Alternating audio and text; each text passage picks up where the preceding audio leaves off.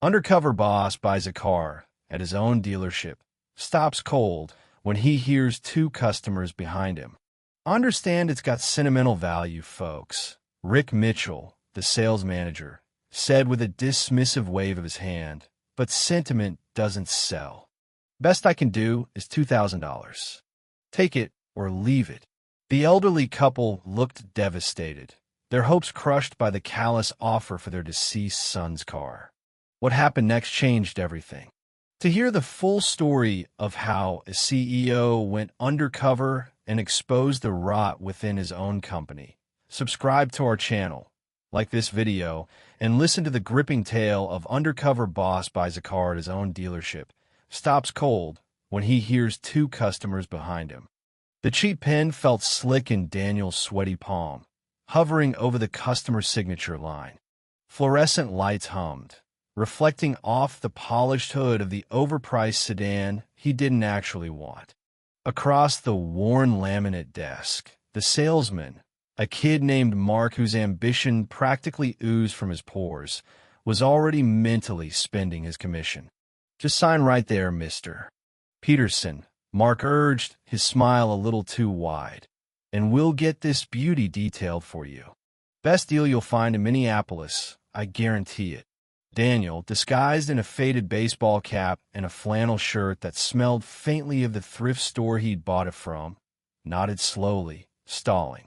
He was supposed to be assessing the sales process, not actually buying a car.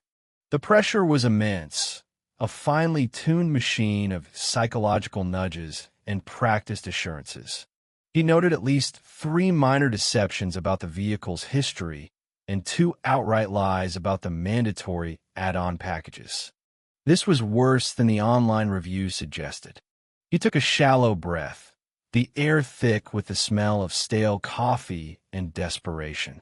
As he finally touched pen to paper, a tremor in a voice nearby, thin and papery with age, sliced through the din of his showroom. "Please, sir, we just need a fair price." It was our Tommy's car. Daniel's hand froze. The pen dug a small, blue crater into the contract. Every muscle in his body went rigid. He didn't turn, didn't breathe. The salesman's smile faltered. "Mr. Peterson, everything all right?" But Daniel barely heard him. That single, quavering sentence, loaded with a grief he could almost taste, had short-circuited everything. What was happening?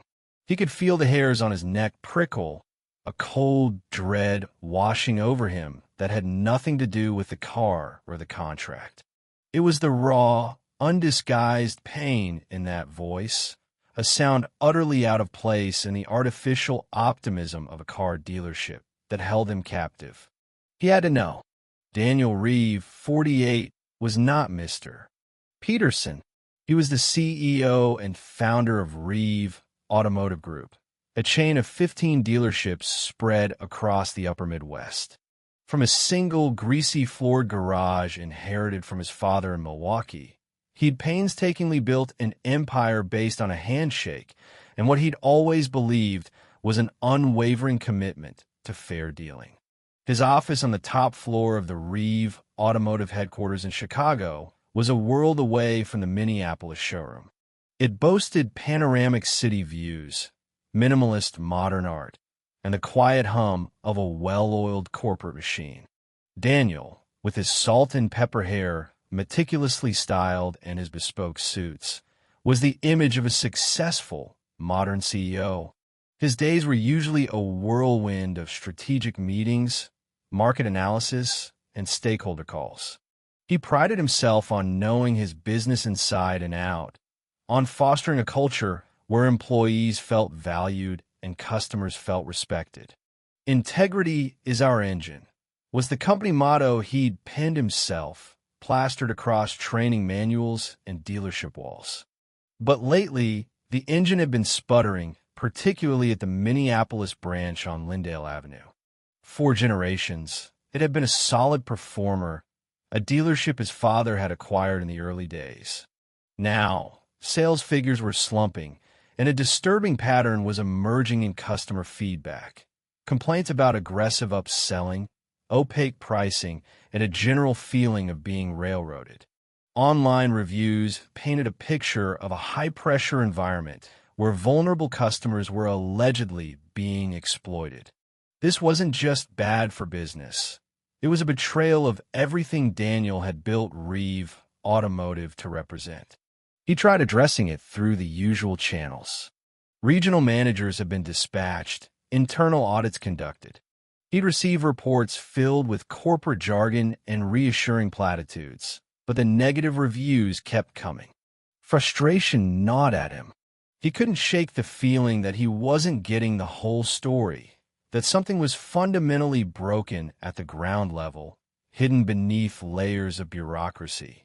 His wife, Sarah, had noticed his increasing preoccupation.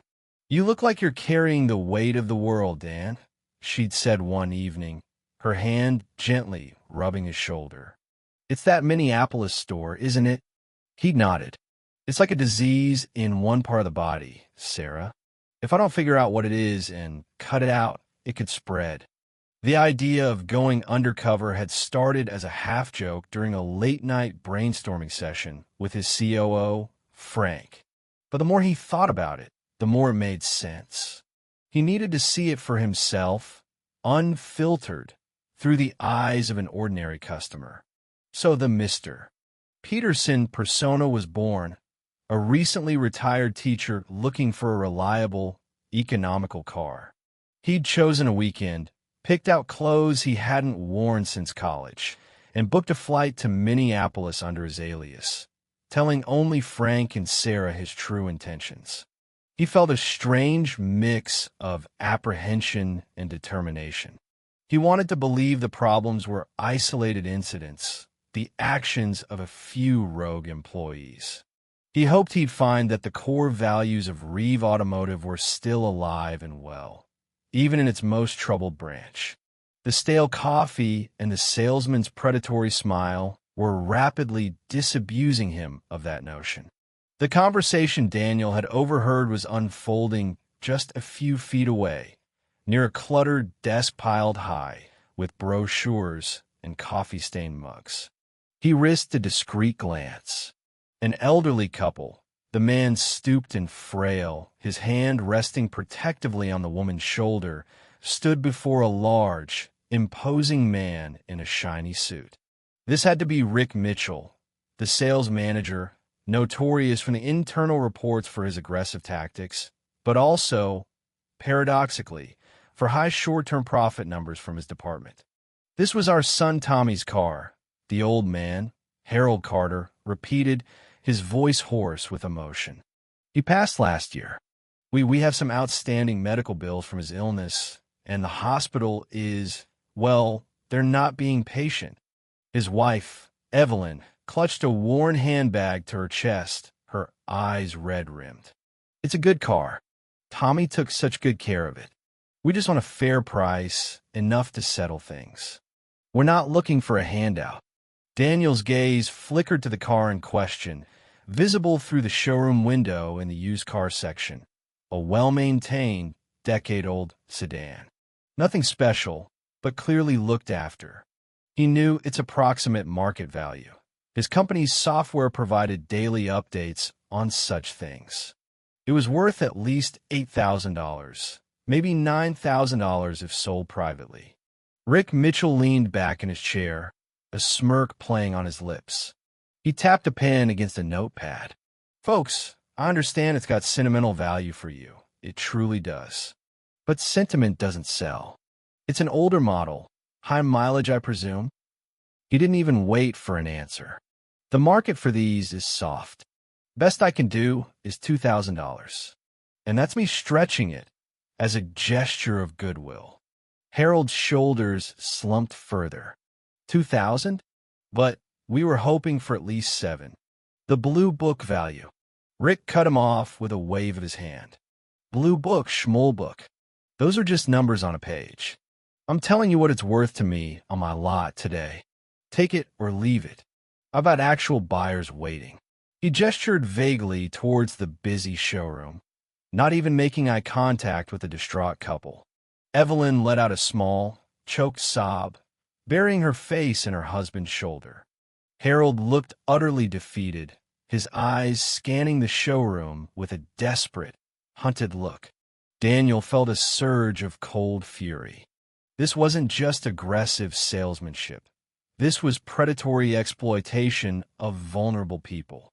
The integrity plaque on the wall behind Rick's head seemed to mock him. The carefully constructed Mr. Peterson persona threatened to crumble. His first instinct was to stand up, denounce Rick, and reveal himself right then and there.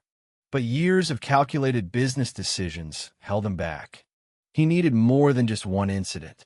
He needed to understand how deep this route went. Mark, his own salesman, was looking at him expectantly. So, Mr. Peterson, ready to finalize? Daniel forced a strained smile. Actually, I just remembered something. Can you give me a moment? He pushed the unsigned contract away. Before Mark could protest, Daniel stood up, his legs feeling a little unsteady. He walked slowly, deliberately, towards the Carters and Rick Mitchell. "Excuse me," Daniel said, his voice calm but firm, injecting a note of polite curiosity. "I couldn't help but overhear. What kind of sedan is it? I might be in the market for a second car, something reliable for my daughter." Rick Mitchell's head snapped up, his eyes narrowing at Daniel's interruption. The Carters looked up, a flicker of desperate hope in their tear-filled eyes.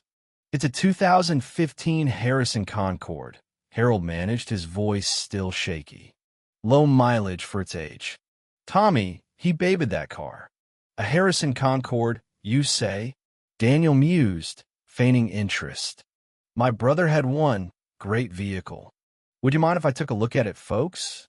"Perhaps if your offer isn't what they're hoping for," he said, turning to Rick with an innocent expression, "I could make them a private offer. Save you the trouble of processing it." Rick's face tightened. "Now, see here, this is a dealership transaction." "Oh, I understand," Daniel said smoothly. "But if you're not meeting their needs, and I potentially could, wouldn't that be a win-win? Unless, of course," he paused, letting the implication hang, "your $2,000 offer is genuinely the best anyone could expect for such a vehicle." The challenge was subtle, but Rick caught it. For a moment, Daniel thought the manager would explode. Instead, Rick forced a tight, unpleasant smile. "Be my guest. But don't say I didn't warn you about overpaying." Daniel turned to the Carters. "Would you mind showing me the car, Mr. Carter?" Harold nodded, his eyes wide with disbelief and a dawning, fragile hope. "Not at all, sir. Not at all." As they walked out to the used car lot, Evelyn whispered, "Bless you, sir," so softly Daniel almost didn't hear it. His initial goal was crystallizing. He would buy that car, and then he would find out just how pervasive Rick Mitchell's brand of goodwill truly was. The Harrison Concorde was exactly as Harold had described, meticulously maintained. The interior was spotless, the engine purred evenly, and the service records were all neatly filed in the glove compartment. Daniel, feigning a thorough inspection, mentally calculated its true trade-in value at his most ethical dealership. Easily $7,500. Retail, it could fetch $10,000 to $11,000 after a standard dealer markup and detailing. "I'll give you $9,000 for it," Daniel said, turning to Harold, whose hand was resting on the roof of the car as if saying goodbye to an old friend. "Cash. Today." Evelyn gasped, her hand flying to her mouth. Harold stared, speechless, tears welling in his eyes. $9,000? He finally choked out. "Sir, are you serious?" "Perfectly serious," Daniel said, offering a reassuring smile. "I know a good car when I see one, and frankly, I think that manager in there was trying to pull a fast one on you. This is a fair price." The relief that washed over the Carters was palpable. After quickly agreeing, they walked back inside, Daniel feeling Rick Mitchell's eyes burning into his back. Daniel had insisted on using his salesman, Mark, to draw up a simple bill of sale for a private party transaction, which further irked Rick, who clearly wanted to wash his hands of the Carters now that his lowball offer was moot. Daniel paid the Carters in cash from a substantial roll he'd brought for car buying, a sum that made Mark's eyes widen. As the Carters left, clutching the money and showering Daniel with tearful thanks and blessings, Harold Carter paused at the door. "You're a good man, Mr. Peterson. Tommy would have liked you." The sincerity in his voice struck Daniel harder than any business negotiation ever had. Rick Mitchell approached Daniel as soon as the Carters were gone, his face a mask of forced congeniality. "Well, Mr. Peterson, you certainly seem to know what you want. Still interested in that new sedan, or did this little side purchase satisfy your automotive needs?" There was an undercurrent of suspicion in his tone. "Still looking," Daniel said easily. "A man can always use another reliable vehicle. Though, I have to say, your initial offer to Mr. Carter seemed a bit off. Is that standard practice here?" Rick's smile didn't reach his eyes. "We have to consider holding costs, reconditioning, market fluctuations. It's a complex business, Mr. Peterson. Not as simple as it looks." He then tried to steer Daniel back towards the new cars, but Daniel demurred, saying he needed to think. Over the next 2 days, Daniel, as Mr.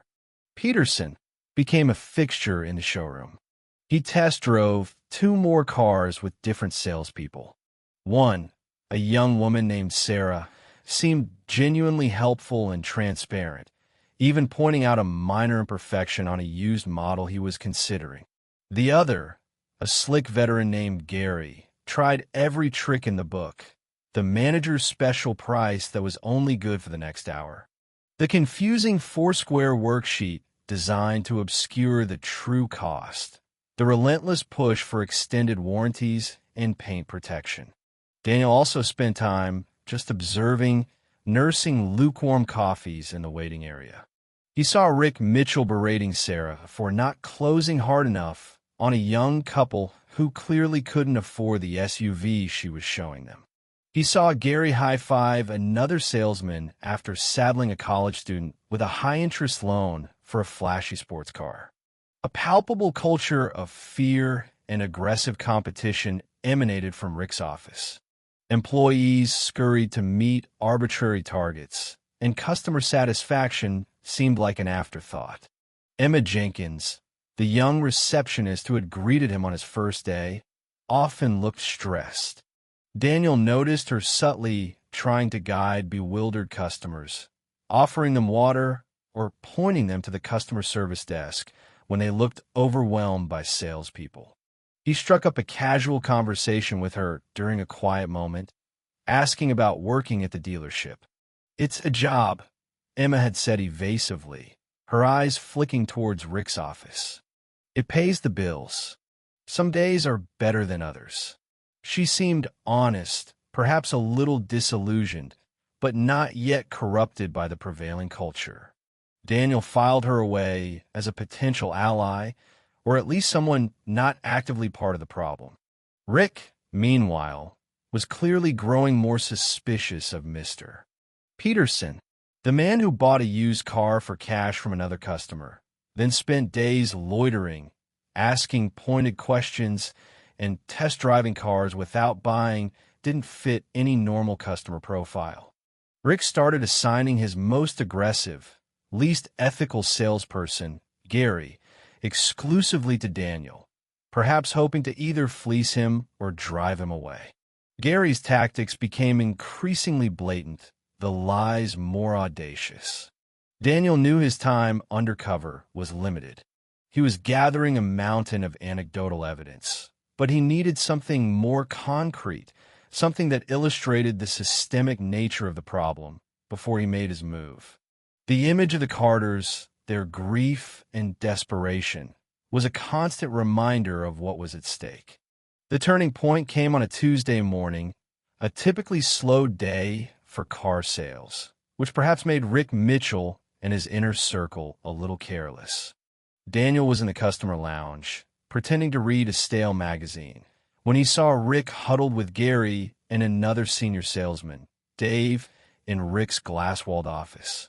Their gestures were animated, and occasionally Rick would point to a computer screen, then jot something down on a notepad.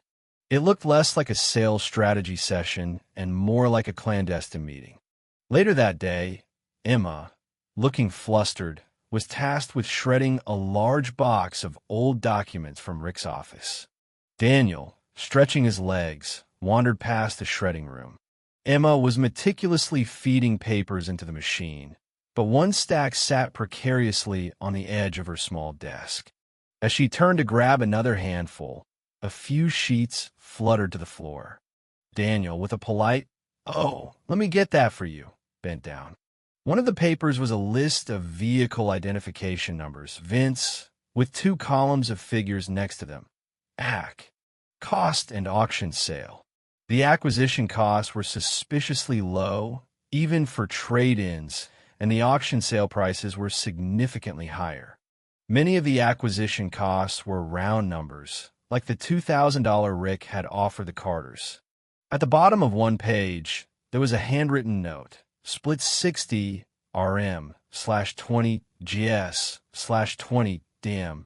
RM, GS, DM, Rick Mitchell, Gary Smith, Dave Miller. Daniel's blood ran cold.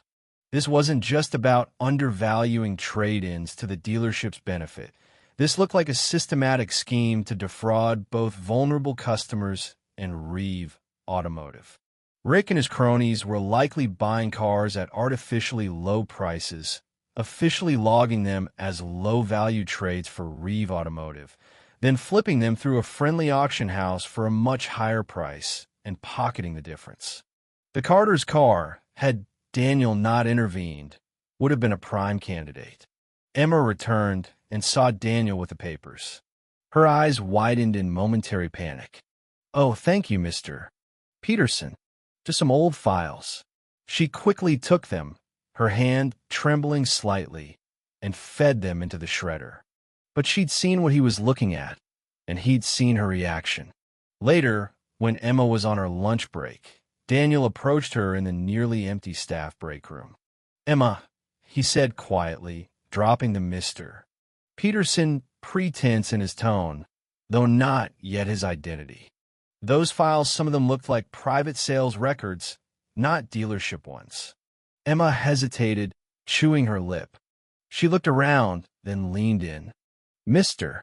Peterson, I don't know what you do or why you're really here, but things aren't right with Mr. Mitchell. That list you saw, I think he's cheating people. And maybe the company too. I've seen him meet with a guy who runs a small, out-of-the-way auction house. They're very chummy." She looked scared but determined. "I don't want to lose my job, but it's wrong." This was it. Emma's quiet confirmation, coupled with the document he glimpsed, was the undeniable proof of a deliberate, ongoing fraud. The problem wasn't just a toxic culture. It was criminal. Daniel knew he couldn't wait any longer. The risk of them destroying more evidence was too high.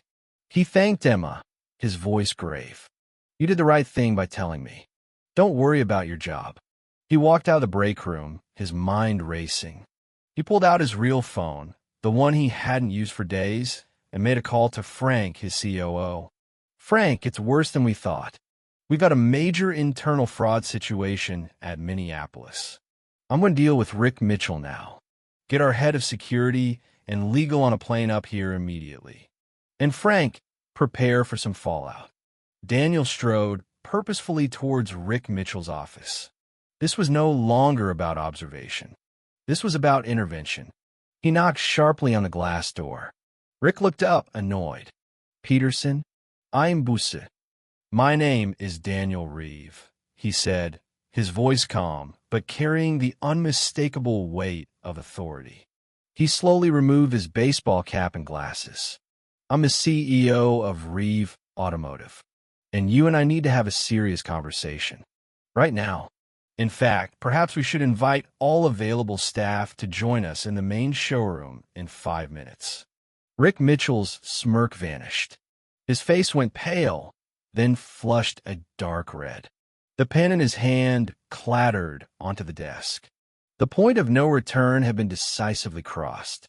The showroom, moments before a bustling hub of feigned enthusiasm and hard sells, fell into a stunned, uneasy silence. Employees, summoned by a hastily relayed message from a visibly shaken Emma, gathered in a loose semicircle. Salespeople, service advisors, mechanics in greasy overalls, and administrative staff exchanged bewildered glances. Rick Mitchell stood stiffly near his office door, his earlier bluster replaced by a clammy sheen of sweat on his forehead. Gary and Dave, his apparent accomplices, hovered nearby, looking like cornered animals. Daniel Reeve, no longer Mr. Peterson, stood at the center. His thrift store flannel shirt and faded cap were gone, discarded in a trash can. Though still casually dressed compared to his usual CEO attire, his entire demeanor had transformed. The quiet observer was replaced by a commanding leader, his expression serious, his eyes missing nothing. "My name is Daniel Reeve," he repeated, his voice resonating through the showroom. "I am the founder and CEO of Reeve Automotive. For the past few days, I've been here undercover, posing as a customer. I came because I was concerned about what I was hearing about this dealership. Reports of declining customer satisfaction and unethical practices." A wave of murmurs rippled through the crowd. Emma stood near the reception desk, looking anxious but also resolute. Sarah, the young salesperson Daniel had noted for her honesty, watched him with wide, attentive eyes. "What I've witnessed here," Daniel continued, his voice hardening, "goes far beyond poor customer service. I've seen vulnerable people deliberately exploited. I've seen a culture of intimidation. And today, I found evidence of systematic fraud being perpetrated by your sales manager, Rick Mitchell, and some of his associates." He gestured towards Rick, Gary, and Dave, whose faces were now ashen. "Mr. Reeve, this is a misunderstanding." Rick blustered, finding his voice, though it cracked with nerves. "I've always acted in the best interests of the company. My numbers speak for themselves." "Your numbers speak of theft," Daniel countered, his voice cutting. "Theft from our customers and theft from this company. Artificially deflating trade-in values, particularly for desperate individuals, then selling those vehicles through a private auction for personal profit, is not in the company's best interest. It's a crime." He held up a discreetly retrieved copy of the VIN list Emma had almost shredded. He made a quick photo with his phone when she was distracted. "I believe this document, and others that our security team will soon uncover, will tell a very different story than your official reports." "Effective immediately," Daniel announced, his gaze sweeping over the stunned employees. "Rick Mitchell, Gary Smith, and Dave Miller are terminated from Reeve Automotive. Security will escort you off the premises. You will cooperate fully with our internal investigation, and be assured we will be pursuing all legal avenues to recover what you have stolen." A collective gasp went through the room. Some employees looked shocked, others visibly relieved.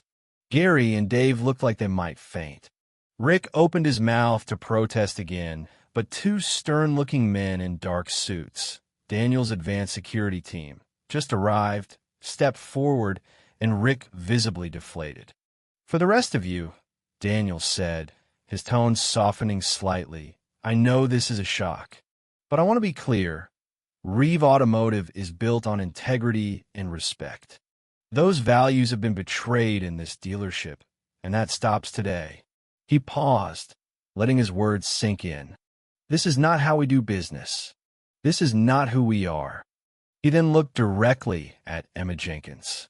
"Emma, your courage in speaking up, even subtly, did not go unnoticed. Your integrity in a difficult environment is commendable.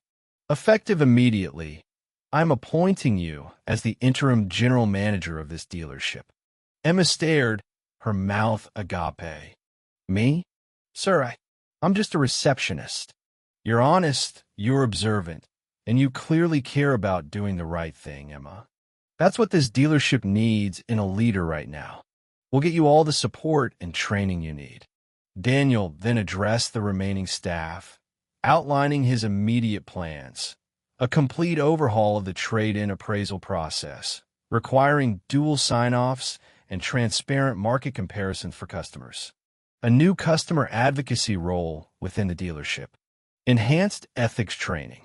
And an open-door policy directly to him if necessary, for anyone who witnessed unethical behavior. He spoke of rebuilding trust, both internally among the staff and externally with the community. He knew it wouldn't be easy. Some employees might have been complicit in smaller ways, or simply too afraid to speak up. He would need to sort the wheat from the chaff. That evening, Daniel personally called Harold and Evelyn Carter. He explained who he was, what he had discovered, and apologized profusely for how they had been treated.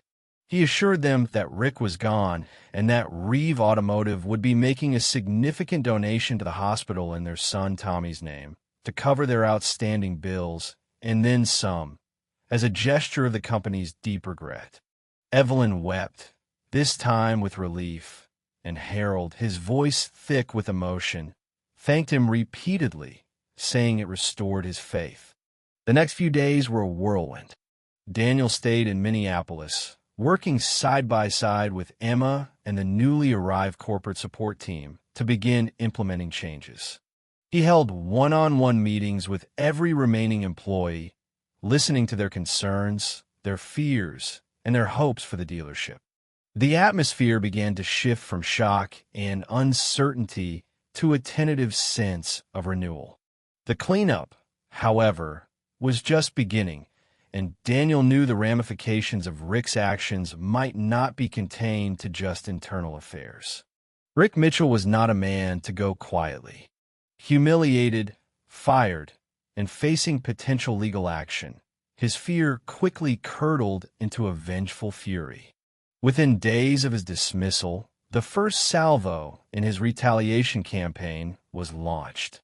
Anonymous, scathing reviews suddenly flooded online platforms, accusing Reeve Automotive's Minneapolis branch of predatory practices. Ironically, the very things Rick himself had orchestrated. These reviews, laced with half-truths and outright fabrications, painted Daniel Reeve as a ruthless corporate hatchet man who'd fired loyal, hard-working employees, namely Rick and his cronies, to cut costs, scapegoating them for pre-existing problems. Then came the phone calls. Disgruntled ex-employees, likely coached by Rick, began contacting a local, aggressive consumer affairs blogger known for sensationalist exposés. Rick, leveraging his years of sales contacts, also started spreading rumors among other dealerships, suggesting Reeve Automotive was in financial trouble and that Daniel's undercover stunt was a desperate PR move. He even attempted to poach some of the Minneapolis dealership's top mechanics, hoping to disrupt service operations and further damage its reputation. Sales at the Lyndale Avenue branch, which had seen a tiny flicker of hope with the new management, dipped sharply. Existing customers became wary, new ones hesitant. Emma, thrust into her new role, found herself battling not only the internal challenges of reforming the dealership's culture, but also this external assault. She was working tirelessly, implementing the new transparent appraisal systems, retraining staff, and personally addressing customer concerns. But the constant barrage of negativity was demoralizing for her and the team. Daniel, back in Chicago, but in constant contact with Emma and his crisis management team, refused to be drawn into a public mudslinging match. We fight this with truth and action, not by lowering ourselves to his level, he told his team. He authorized a proactive communication strategy. First, they issued a carefully worded public statement, acknowledging past failings at the Minneapolis branch, detailing the leadership changes and outlining the new customer-first policies being implemented. It didn't name Rick directly, but spoke of uncovering and rectifying unethical practices by previous management. Second, Daniel greenlit a Fresh Start initiative at the Minneapolis dealership. This included temporarily enhanced trade-in values, transparently calculated and explained, a 7-day no-questions-asked return policy on used cars, and free vehicle inspections for anyone who felt they might have been unfairly treated by the previous management. Third, he decided to confront the issue head-on with the media, but on his own terms. He agreed to an interview with a well-respected investigative journalist from the Minneapolis Star-Tribune, Susan Albright, known for her thorough and balanced reporting, rather than the sensationalist blogger Rick had approached. The pressure was immense. The board of Reeve Automotive, while initially supportive of Daniel's decisive action, was growing nervous about the negative publicity and the cost of the reforms. Some whispered that perhaps he should have handled Rick's dismissal more discreetly. Daniel's leadership was under intense scrutiny. He had to prove that his ethical overhaul wasn't just a knee-jerk reaction, but a sustainable business model. He flew back to Minneapolis to personally oversee the Fresh Start initiative and to prepare for the interview with Susan Albright.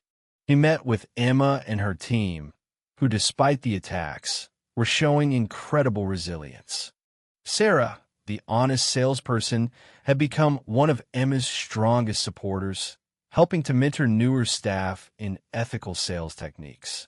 The mechanics had, to Daniel's relief, rebuffed Rick's poaching attempts, citing loyalty to the Reeve name and a belief in the new direction. This isn't just about saving one dealership, Daniel told them, his voice filled with conviction. This is about proving that you can be successful and ethical in this business. Rick Mitchell wants us to fail. He wants people to believe that the only way to win is his way, by cheating and exploiting. We're going to prove him wrong. The interview with Susan Albright was scheduled for the end of the week. Daniel knew it could be a make-or-break moment. He spent hours with his legal team and Emma, gathering documentation, preparing statements, and anticipating tough questions. He had to lay bare the dealership's past sins while convincingly articulating its path to redemption. The fate of the Minneapolis branch, and perhaps his own long-term vision for Reeve Automotive, felt like it was hanging in the balance. Susan Albright was a seasoned journalist, her expression neutral as she set up her recorder in the small conference room at the Lindale dealership. Daniel sat opposite her, Emma by his side for support and to provide specific operational details. The air was thick with anticipation. "Mr. Reeve," Susan began, her voice calm but direct, "you've made some dramatic changes here, and some serious accusations have been leveled against your former sales manager, and by extension, against your company's oversight prior to your intervention." For the next hour, Daniel and Emma laid out their story. Daniel didn't shy away from the harsh realities of what had occurred under Rick's management. He took responsibility for the oversight failures that had allowed it to happen. He explained his reasons for going undercover, his shock at what he'd found, and the evidence of the fraudulent scheme. Emma provided compelling, first-hand accounts of the pressure cooker environment Rick had fostered and detailed the new, transparent processes they were implementing, showing Susan the new appraisal forms and customer rights documents. Then Susan brought up Rick Mitchell's counternarrative. Mr. Mitchell claims he was a scapegoat, that these issues were systemic, and that he was fired for trying to maximize profits in a tough market, as any manager would. This was the crux. Daniel leaned forward. Maximizing profits is one thing, MS. Albright, preying on the vulnerable, is another. We have affidavits from customers, like the Carters. He slid copies across the table, names redacted for privacy, but details intact, who were offered a fraction of their car's worth in their moment of grief. We have internal documents, which our forensic accountants are still examining, pointing to a clear pattern of cars being undervalued on our books and then sold for significantly more through an unassociated auction house, with the profits disappearing. This isn't tough market strategy. This is calculated deception. He then played his trump card. Furthermore, mess. Albright, since Mr. Mitchell's dismissal, several other former employees and customers, who were previously too intimidated to speak out, have come forward with their own stories about his methods. We've passed this information to the authorities. He also revealed that the consumer affairs blogger Rick had contacted had a history of paid negative reviews, a fact Daniel's team had quickly uncovered. Susan listened intently, her pen flying across her notepad. She asked hard, probing questions, but Daniel and Emma answered each one with frankness and evidence.